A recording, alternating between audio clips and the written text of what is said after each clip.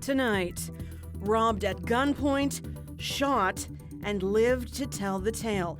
How a Saskatchewan man survived a terrifying robbery. Also, after Monday's provincial election, women now make up more than 30% of the seats in the legislature. Plus, it's Fright Night and trick-or-treaters will be out and about. We have your Halloween forecast. This is CBC Saskatchewan News.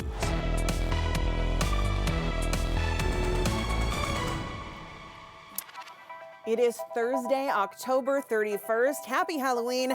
The CBC Saskatchewan News starts right now. Good evening and thank you for watching. We begin tonight with a story of family, faith, and grit. A Prince Albert man survived getting shot during a robbery last week. Orlan Peterson is recovering in a Saskatoon hospital, and Dan Zakreski brings us his story. Orlan Peterson told his son Josh later that he figured he was a goner. The 66-year-old carpenter was working alone at a rural job site just north of Prince Albert when four strangers showed up out of the darkness. And all of a sudden, this guy came running up to him and shoved a shotgun into his face and said, "Get down on the ground, and where's all your stuff?" And he said, "It's all in the truck, take it, take the truck, it's yours," you know. And then the guy hit him in the back of the head with the stock of the shotgun. And then Dad said he could feel the cold barrel at the base of his head, like neck, and he just started praying. Josh says his dad's prayers to not die in the dirt at a construction site were answered. Sort of. The guy said to him, "Get up, we're going into the trailer." And so he basically followed Dad into the trailer. And once they got into the job trailer, he said to him, "Sorry, bro, I gotta shoot you." And Dad said he just buried his head and started praying, and he kind of bladed his left side towards the gun, and bam, just took her. And then the guy took off from the building. Orlan Peterson had been shot in the arm and the shoulder. His attackers took off with his cell phone and work truck. Once the coast was clear, he managed to hike a kilometre to a busy roadway and flag down a passerby. Within hours, RCMP issued a dangerous persons alert for four suspects. They were heading north. RCMP sent out this photo of Orlan's truck. Two were arrested later that day when they crashed the Dodge Ram. Two are still on the loose. As for Josh, he's been a city cop in Prince Albert for 18 years. He knows how deadly gunshot wounds can be, so he raced to the hospital. Josh says his dad is a pure prairie mix of toughness and compassion. Staring down the shotgun barrel, he thought about his family, and he felt sorry for the man about to shoot him and the circumstances that would lead him to such a place. I guess you're never too old to stop learning from your dad. A GoFundMe has raised more than $100,000 for the family. Orlan is still recovering in hospital. Dan Zakreski, CBC News, Saskatoon. Saskatchewan hit a new milestone after Monday's provincial election. Women now make up more than 30% of the seats in the legislature. The charity, called Equal Voice, says this election marks a transformative moment for Saskatchewan, especially since progress here has been gradual. Experts say political systems should represent the diversity of communities, and having more women in the legislature is a step toward achieving that.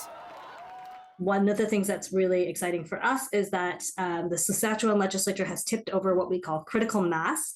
And so this is a concept where if you have one or two out of 50 people, those one or two people might feel really tokenized in their experience. And so what happens when you hit critical mass at that 30% is that the culture can start to shift and evolve and change. And so it's a really important milestone.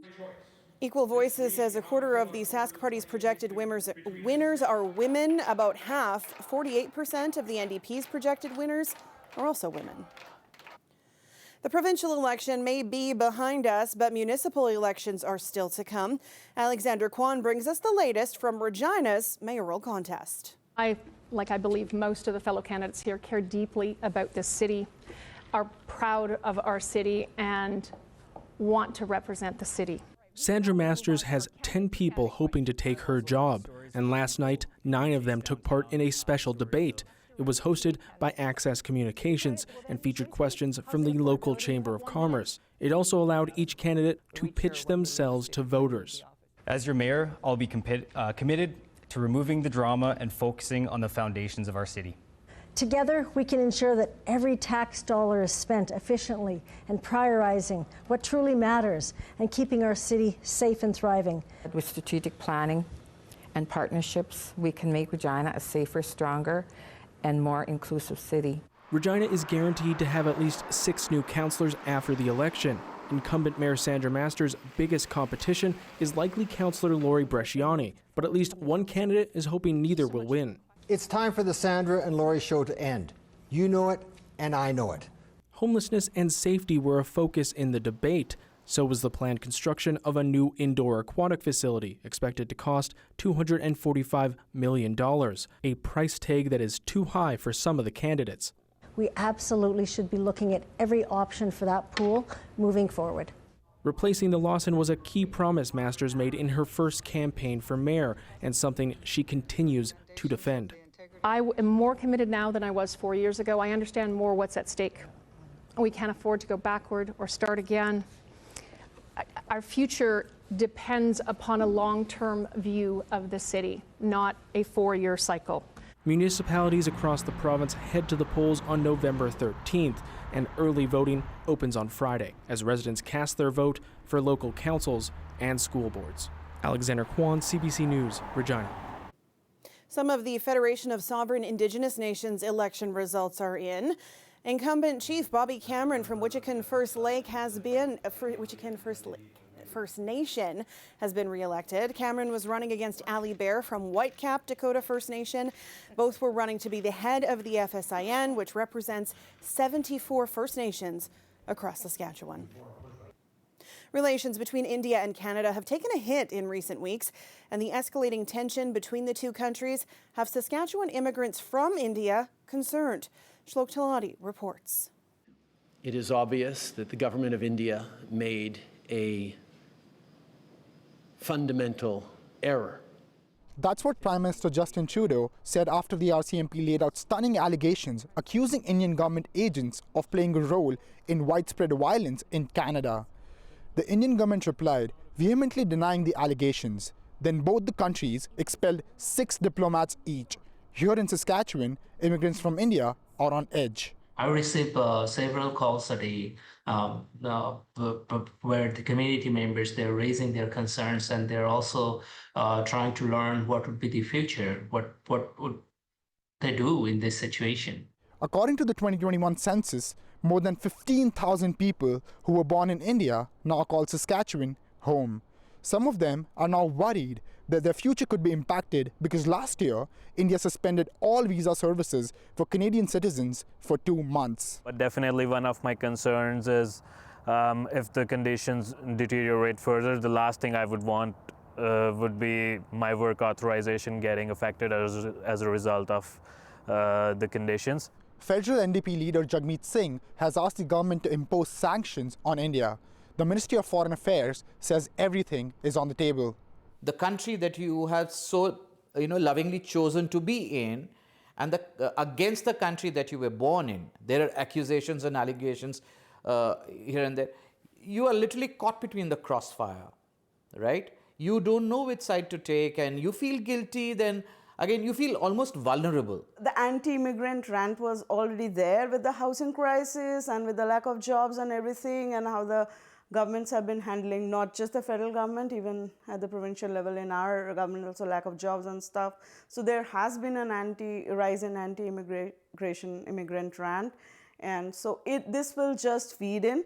The people we talked to say they hope that the relation between the two countries improves soon. But according to Canada's most recent High Commissioner to India, improving diplomatic relations between the two countries is not high on India's agenda. Shlok Talati, CBC News, Regina. The federal dental care program is now covering 1 million patients, 6 months after it was introduced. And tomorrow, 2 changes are coming to the Canadian dental care program. Pre-authorization, predetermination goes online. to paper claims come. This is a big deal. That means more complicated procedures are going to be able to be embarked upon. And we've worked very hard for that to work as seamlessly as the rest of the program. I'm excited. I mentioned we're at 89% of oral health providers. One of the reasons we're not at 100 is because some are still paper-based. That's coming tomorrow as well. So the progress continues. Among the services that typically require pre-authorization are the initial placement of partial dentures or crowns. Well, this month has blown by in the blink of an eye, and here we are, October 31st, Halloween. Lots of fun decorations to be enjoyed by trick-or-treaters tonight, and thankfully, nothing covered in snow just yet. So how long will that be the case? Ethan will be back after the break with his full forecast. Stay with us.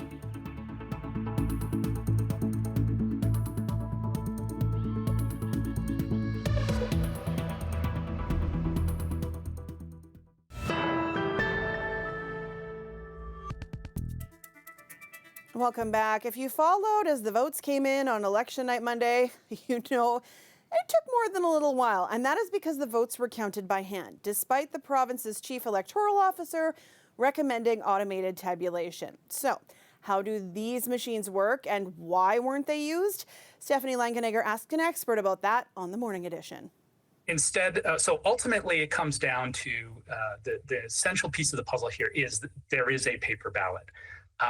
These tabulators are ultimately computers, and the computers run software. There are checks and balances to ensure that it's running the right software, the software is correct. There's testing that goes on of the machines on election morning. But that is more convincing, I think, to election management bodies if we want to provide that assurance to the actual candidates and the voters at large. There needs to be a process that involves looking at the paper ballots. Now, in the case of a judicial recount, there is a process where you can go and look at the ballots. But what we need is a mandatory, what they call a post-election audit. So there are ways to assure ourselves that the paper actually reflects what the tabulators say without counting up the entire thing in a full recount. When Election Saskatchewan did a test of this, they used machines and then hand counted and turned out exactly the same. Why do you think that sometimes politicians say that it's more respectful, we deserve the respect of having it counted by hand? The fact that they did a test and it worked out, I think, is fantastic. And I expect that to be the case in essentially all cases. But, there are situations where that might not happen. I think these are lower probability. But even if it was always coming out the same, there is still a duty that we have to candidates and to the public at large for the process to be transparent and independent observation to be available. Millions of people around the world are now celebrating Diwali, one of the most important events in the Hindu calendar.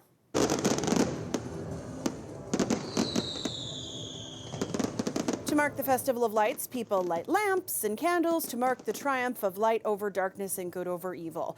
A huge crowd gathered in a city in northern India last night to light millions of lamps. They managed to set a world record for largest display of lamps ever. In the days leading up to the annual holiday, people clean their homes, buy new clothes, and exchange gifts and treats. It is also obviously Halloween. Are you planning to watch a scary movie tonight to get into the spirit? If you need some inspiration, we hit the streets of Saskatoon to get some recommendations. Sinister, with Ethan Hawke, Blumhouse Productions. Do you think these are serial murders? I don't know. It's scary. It's ghosty, but it has to do with like serial killer stuff too. So, The Shining. I saw The Shining when I was 10 years old. Here's Johnny. I see it now, and Nicholson's performance is so over the top that it's almost kind of funny. But if you see it as a kid at 10, it's incredibly frightening. I'd probably say Terrifier 3. Okay. People are like walking out of the theaters and like vomiting and stuff, so. I think I'll go with Midsommar or Saw. Those two movies are up there. It's time to play a game. The Autopsy of Jane Doe is super freaky. Definitely got to go with the classic Nightmare on Elm Street. The originals. They're not that scary. Probably the scariest ones was Smile. smile too. It just came out, and yeah, it's freaky. Do you want to answer what you think is the scariest movie?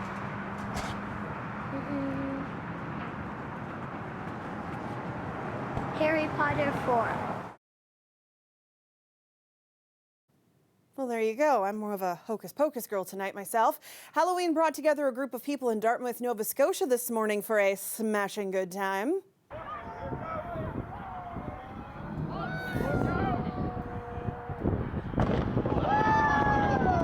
The star of the Great Pumpkin Drop was a massive gourd that tipped the scales at more than 600 kilograms, raised up at a dumpster 60 meters in the air, then crashing to the ground with a satisfying splat.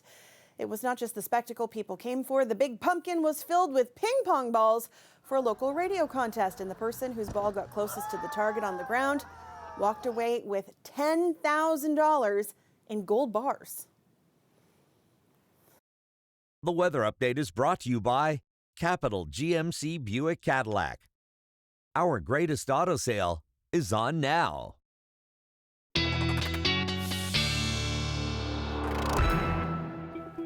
Were you the person with the ping pong? Because you seem to be on cloud number 9. There you go. You got it. Yes. Yes, indeed. I'm joined here along with all of my friends, as you can see around me. It's a little breezy, so I have to kind of hold myself down a little bit here. But I like the orange. What's the weather going to be like, my friend? Yes, well, there you go. Anyway, yes, I am pleased to bring you a weather forecast that will make you all feel like you are on cloud 9. And no, I may not still be young enough to go trick-or-treating, but for those who are heading out tonight, well, in Regina, it's going to be very nice. By the time you wrap up your trick-or-treating out there, it'll be 4 degrees, mostly cloudy skies, a little bit of a breeze out there, but really not all that bad. And if you're in Saskatoon, looking for a very similar forecast, I think, as well. Maybe a little bit more of clear skies for you folks there. Temperature of 3 degrees and less winds as well. I promise I will try to clear away as much as I can so you can see the moon out there when you're trick-or-treating. Now, it's harder to move than you think in this thing, you see? Anyway, it was a frighteningly cold morning if you are up in northern Saskatchewan in places like Uranium City, Stony Rapids, Collins Bay.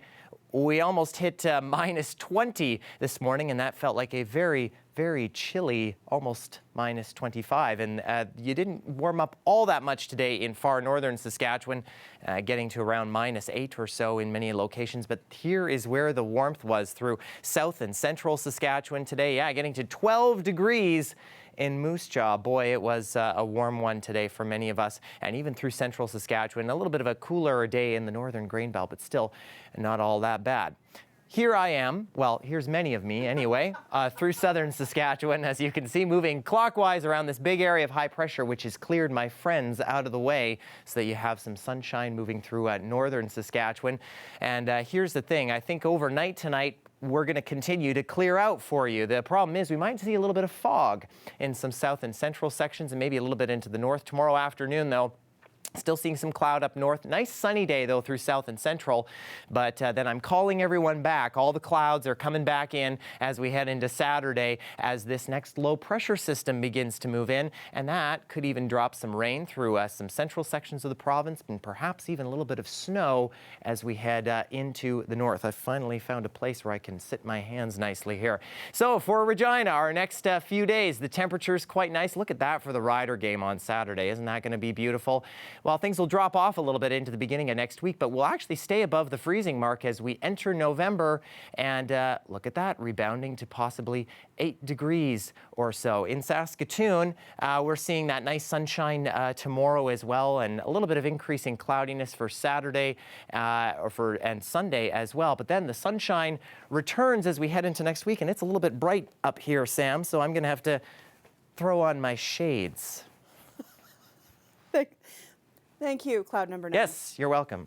See you later.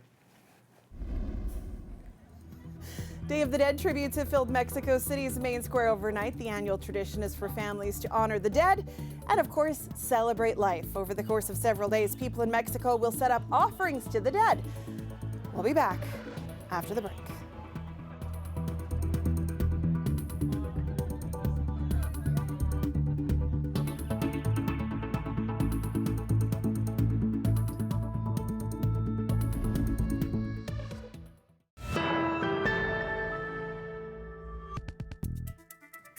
Welcome back. As we get closer to CFL playoffs, 3 members of the Saskatchewan Roughriders have been named West Division Award finalists. In his first year as head coach, Corey Mace is up for Coach of the Year. Melfort native Logan Furland was named Most Outstanding Offensive Lineman in the West, and Roland Milligan Jr. was named the West's Most Outstanding Defensive Player. And he credits some of that to his coach. From the first conversation I had with him, I told him it was going to be a good year. He was like, "No, it's going to be a great year." You know, just that positive affirmation and higher expectation, just from that phone call, told me everything I needed to know about him, and to just believe in the process. You know, with him and Coach Bell. It's a big honor. Yeah, I think it really speaks to the group we have, because it's never, I think, any lineman that's gotten it. It's really goes back to the group you play with. You know, we continue to make each other better every day. I think, you know, it's pretty cool, but it's a, you know, I look at it as it's a team award. You know, there's so much that goes into that. So just really proud and happy, everybody. Mace has led the team to a second-place finish in the West Division. He also secured the Green and White's first home playoff game since 2021. Kickoff Saturday against the BC Lions is at 4:30 at Mosaic Stadium.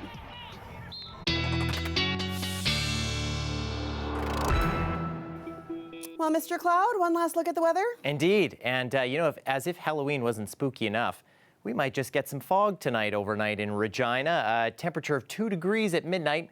A little breezy overnight. I think that'll continue into tomorrow morning, because it's going to feel like -7 by the early morning once you're recovering from your sugar rush after all the candy that you've stolen from your kids tonight. Nice sunny day tomorrow means the shades go back on. We're looking for a nice temperature of around 5 degrees. I think we'll be close to 10 in Regina tomorrow. And in Saskatoon, yes, that fog is possible for you folks as well. Mix of sun and cloud, feeling closer to -8 by the morning hours. But then that clouds clearing away. And that is because, Sam, a group of my friends and I are heading to Vancouver, where it's supposed to rain. So we'll see you next time. Have a nice trip. Yes, thank you. All right. That is it for us tonight. For news anytime, you can head to cbc.ca/Sask. You can subscribe to CBC Saskatchewan's YouTube channel, or you can download the CBC News app. That's where you'll find the very latest on all our election campaign coverage, both provincial and municipal. Thank you so much for watching tonight. Have a safe and happy Halloween.